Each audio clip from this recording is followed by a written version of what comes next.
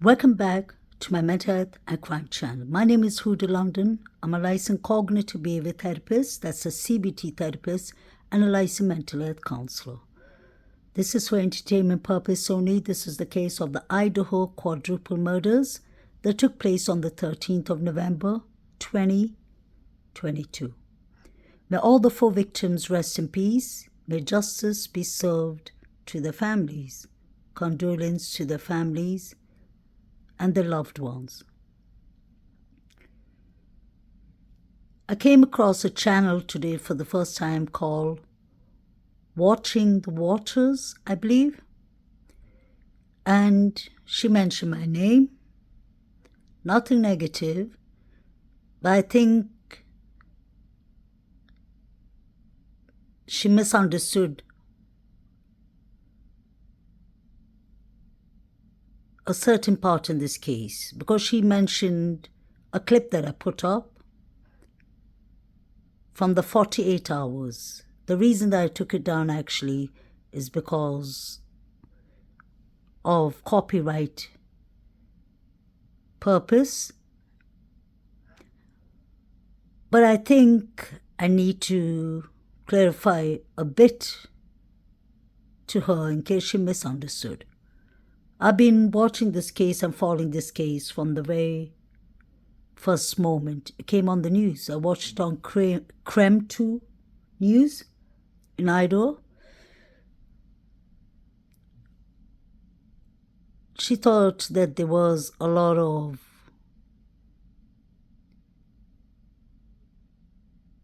miscommunication, I believe, between Xana Kernodle, his father's statements and what the mother said, and I believe about the SUV that Inan Harsh saw, allegedly.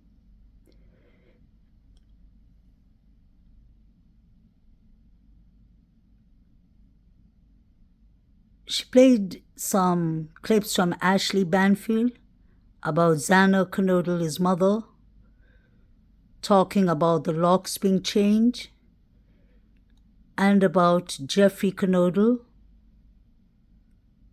saying that he visited Jasmine on the weekend the horrific quadruple murders happened.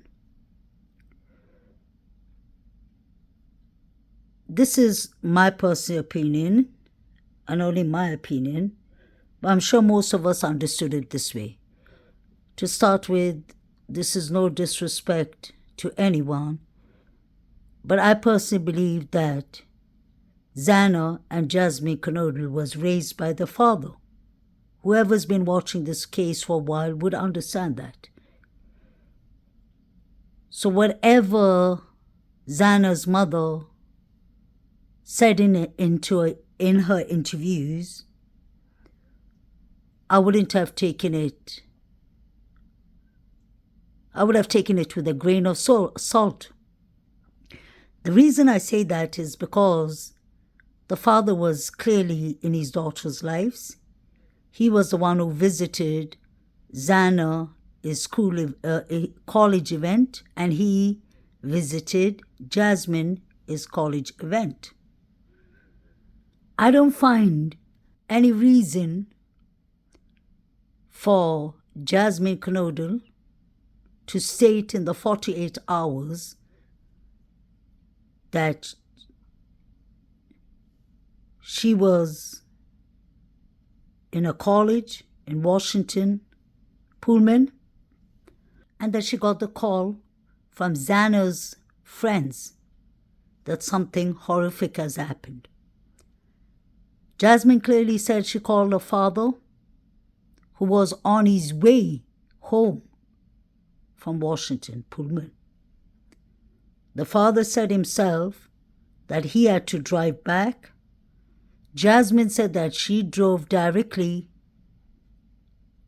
to the police station, I believe, in Idaho, Moscow. Now, when people, as a therapist, I know that when people go through shocking experience, murders, deaths, hearing of loved ones tragically passing away, I'm sure they would remember where they were when they got the awful news, what they did. And as day goes by and week goes by and months goes by, they would in fact remember it more clearer because the shock phase has gone off for a while. In the beginning, they may remember bits and pieces, but when you get tragic, awful news, you would remember it at the spot. You would remember exactly where you were. When I was young, I'll give you an example, although it's a bit personal, and my father passed away. I remember exactly who gave me the news, where I was. I wouldn't say I remember much about the feelings and what emotions I went through because I was just a little kid. I was 9 years old. So that part, I started remembering more and more the older I got. But you never forget a loss, a tragic loss or loss of a loved one, especially someone close to you, like your sibling, your parents, and such things. May Zana rest in peace, and may the other 3 roommates rest in peace. So when the certain creator is saying she can't understand why the father would say Zana was at home that night and she's going to spend time with a boyfriend, and something about the mother talking about the cars and the mother talking about when Jeffrey Knodel went to visit his daughters. I'm not being rude, but I don't expect the mother to know a lot about this situation because it's clearly the father who grew up his daughters, raised his daughters, because you can understand one thing clearly, and it's very clear to see. The clip that the creator played from Ashley Banfield, you could literally hear every second question the mother was asked. She said, I wouldn't know that. I believe the reason she was saying, I wouldn't know that, you'll have to ask the father, you'll have to ask Jasmine. She said that a couple of times in the interview, is because she doesn't know that. And I respect that of her. If you don't know something, you have to say, I don't know it. She was asked if Zana drove a car with Arizona plate. She said, I know she purchased the car from Arizona, but I don't know if she had the Arizona plates. The creator connected that with what Inan Harsh said. Now, let's be mindful, Inan Harsh was subpoenaed by Ann Taylor. He said that himself. So once you're subpoenaed by a defense attorney, it really raises red flags. Even if he's no longer subpoenaed, it raises red flags. Inan Harsh has, I wouldn't say lied, but I would say he has misspoken or he's miscontradicted himself in different interviews that we are aware of. Once, the first interview, he didn't say he heard a scream. The second interview, he said he heard a scream. Third interview, he was talking about hitchhikers. In fact, that hitchhikers were scared of him. And he told the hitchhiker, it's not like I'm going to stab you. Not a normal saying you say when a quadruple murder has happened. So Inan Harsh is now one of the most reliable witnesses. He said himself that the FBI was knocking at his door and he wasn't at home. So I believe Inan Harsh has some important information, whether he's a witness, whether he's a suspect, whether he's a person of interest, whatever it is. I wouldn't take Inan Harsh's words too seriously. When Inan Harsh said that Xana, he didn't say Xana had Arizona license plates. I just want to remind the creator, he in fact said the car plates could have been from Arizona. He mentioned Nevada. He mentioned Montana. The whole of the Midwest areas, if you ask me. So he's not someone reliable to be taking information from. He even mentioned clearly that it was an expensive car. He said that is what got my attention. Xana wasn't driving an expensive car. We would have known about that immediately. And if somebody came and visited Xana from Arizona, we would have heard it by now. Unless it's on gag order too. Everything seems to be on gag order.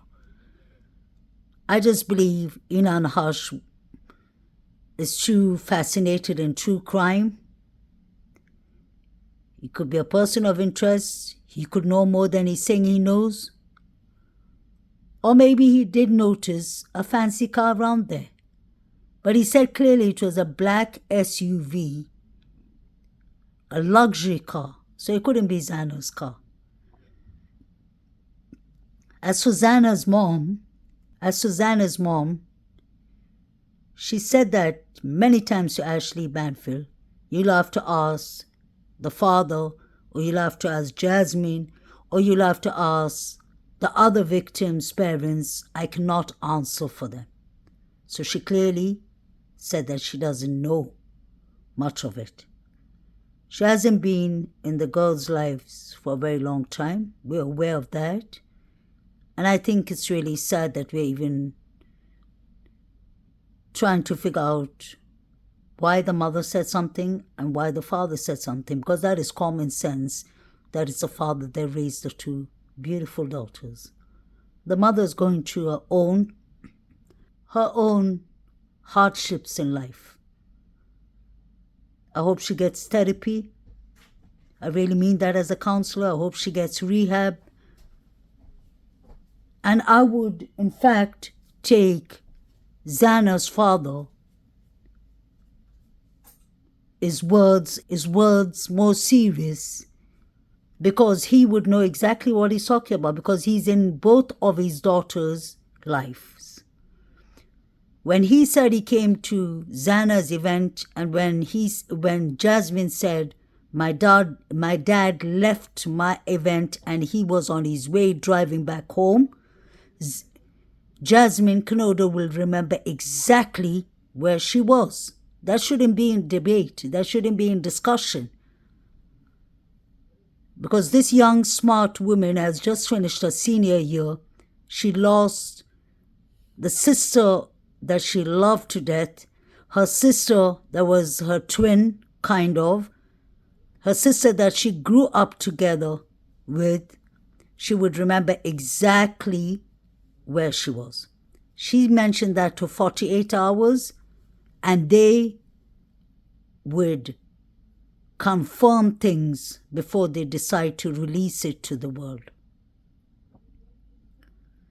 She said clearly that she went to the police station in Idaho, Moscow. So when the creator is saying that we should take things as allegedly, I wouldn't take that as allegedly.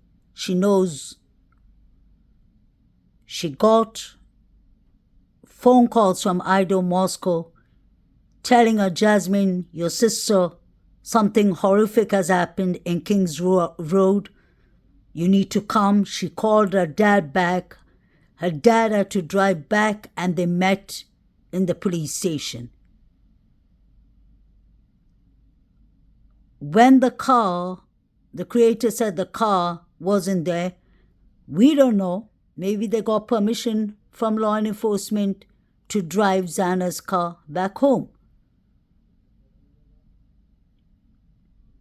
It is a question, important question, where was Xana's car? But that we'll find out eventually. But to discuss or to compare the statements the father said to the mother, the father said to the news, and the mother said to the news, I would say common sense would tell us to listen to what the father said to the news.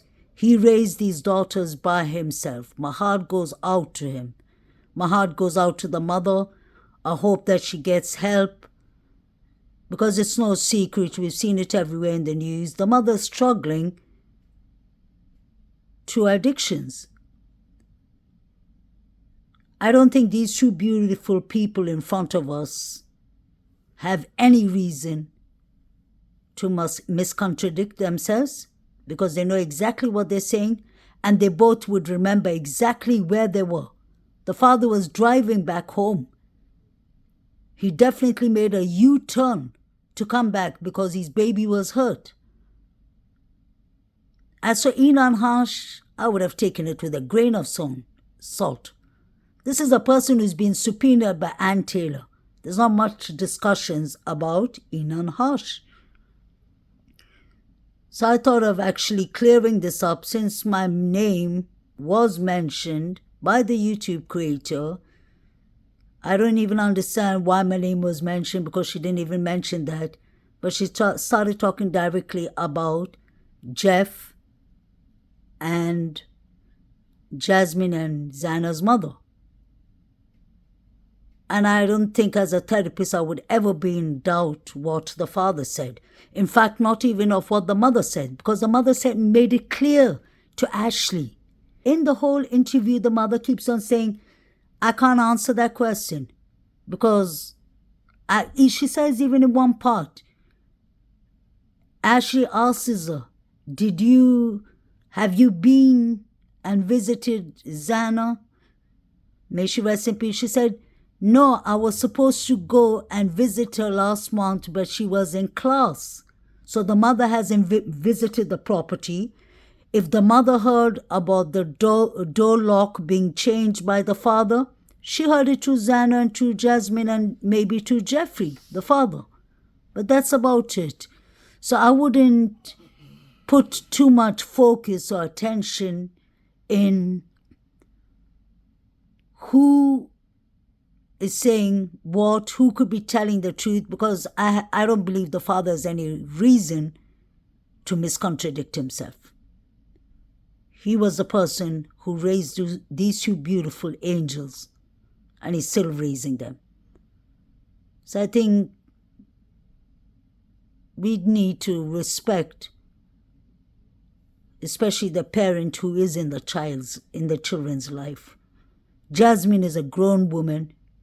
She would remember exactly who called her. And I think the most important question we should be discussing is not what the father said and the mother said. My question up to now is, how did Jasmine find out? She said she found it out in the morning. So why wasn't 911 called? How come Jasmine, Eva, Xana's friend, and Kaylee's friend knew about this at 10 a.m.? That's what Eva said. Those are the things we should be focusing on. Why wasn't the 911 call made earlier? Why does it take 8 hours to call 911? That is no state of shock. Yes, we have the fight, fright, freeze mode. I know that as a licensed mental health counselor. But it doesn't make sense. It doesn't take 8 hours of shock after you've seen a man with a mask inside your house. You heard your roommates crying. You heard the dog barking. You heard a loud thud on the floor. But yet, Dylan Mortensen did not call 911. Let's not forget, DM texted BF. They were texting each other.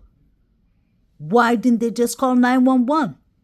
Weren't they scared for their lives?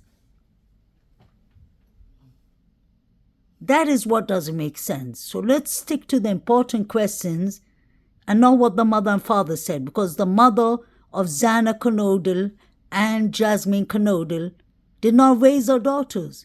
She's clearly not in their lives because we know that through not social media, through the news.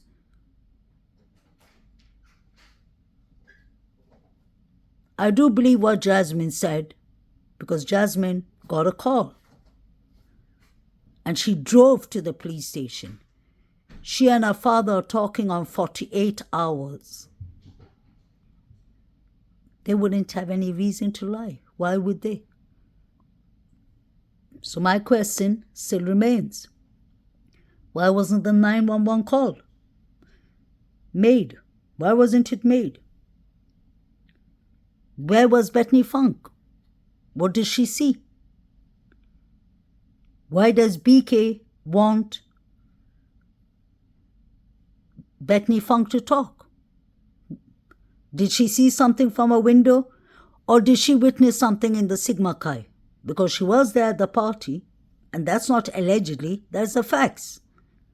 There was a fight that broke out in Sigma Chi. What happened?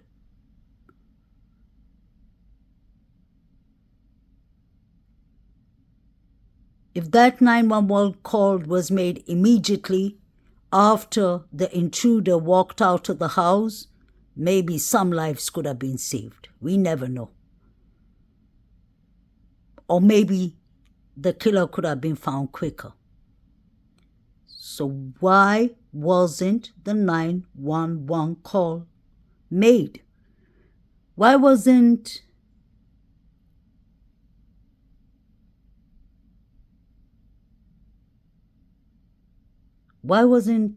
BF willing to testify and she had to do her statements in Nevada?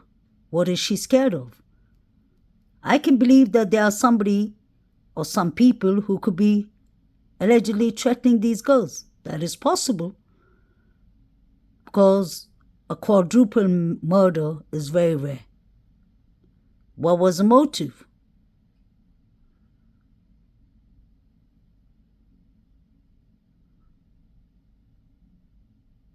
And why wasn't 911 made? I still ask that question day and night. 8 hours doesn't explain it, doesn't cut it out. There was a lot of concerning behaviors going on. We had the band, BAND field, band field. The reason I say that is somebody corrected me or tried to correct me in the comment channel saying it's not band field, it's band field. It is band field and we know it. It is band field. I'm not talking about Ashley Banfield. I'm talking about Bandfield. The 3 people who were stopped in the Bandfield by the undercover cops is a very, very suspicious.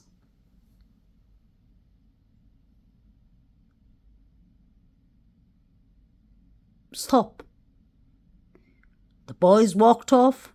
The police put on the torch. He told them to stop. They continued running. Nothing was done. The officer had to run after them. What did they throw? Maybe they threw something in the field. In every country we know, when police tell you to stop, you better stop. Unless you're carrying something you're not supposed to be carrying. Allegedly. Those boys were not dressed for the weather. One of them had allegedly female clothes on. His shirt was so short and small. His pants were so tight, it looked like a leggings kind of. He had stains on his pants. You had 4 figures running. You had a fight in Sigma Chi. The 4-chain poster, I keep on mentioning that because that explains a lot. The 4 figures running could have been them. They said they're not going to take any phones with them, didn't they?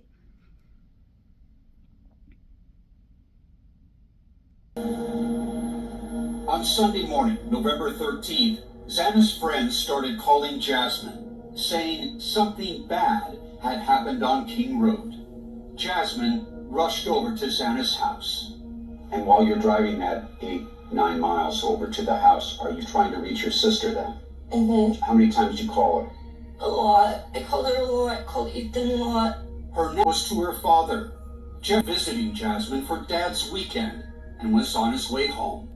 So there we've heard it clearly.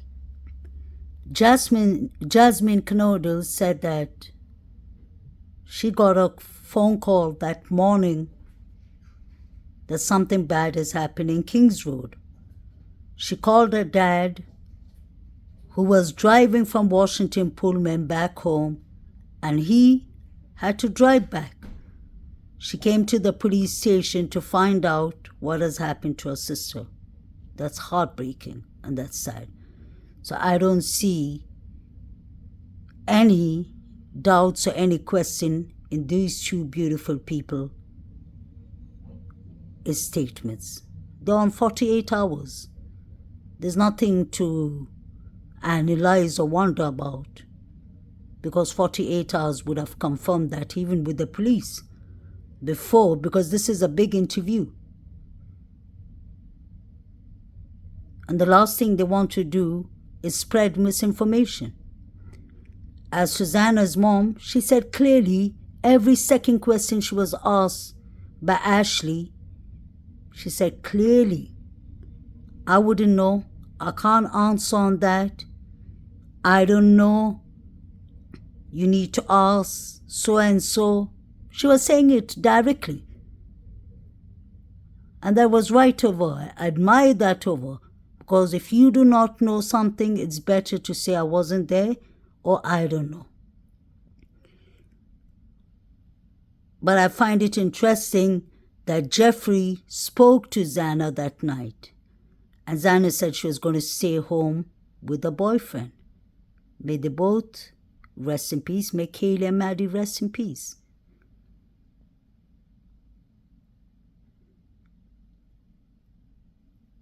Please like, share, and subscribe. Justice for the 4 victims. May the correct justice be served.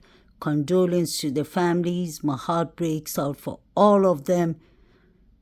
They deserve their justice. And that is what we all are trying to do. Stay blessed, guys.